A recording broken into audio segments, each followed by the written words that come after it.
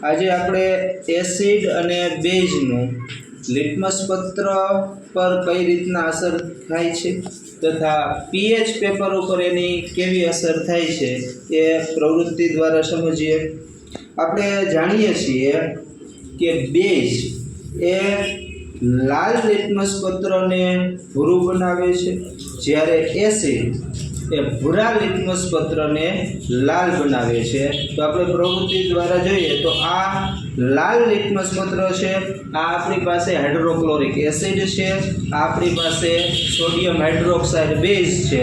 તો આ લાલ લિટમસ પત્ર ઉપર હું જ્યારે બે ટીપા આ બેઝના ઉમેરીશ તો આપણને જોવા મળે છે કે લાલ લિટમસ પત્ર છે એ ભૂરા રંગમાં પરાવર્તિત થાય છે।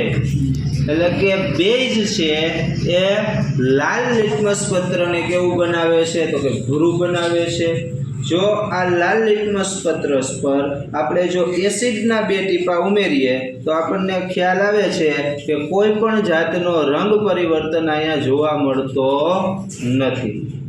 એ જ રીતના હું જો ભૂરા લિટમસ પત્ર ઉપર બે ટીપા એસિડના ઉમેરીશ તો આપણને જોવા મળે છે કે ભૂરું લિટમસ પત્ર છે એ લાલ રંગમાં પરિવર્તિત થાય છે।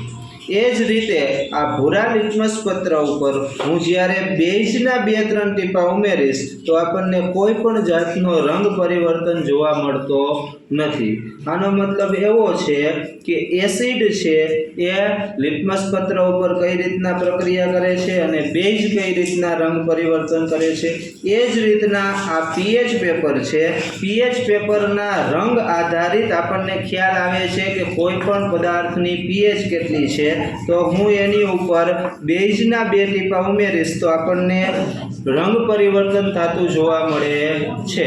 એવી જ રીતના આ પીએચ પેપર ઉપર હું એસિડના 2 ટીપા ઉમેરીશ તો પણ આપણને રંગ પરિવર્તન જોવા મળે છે।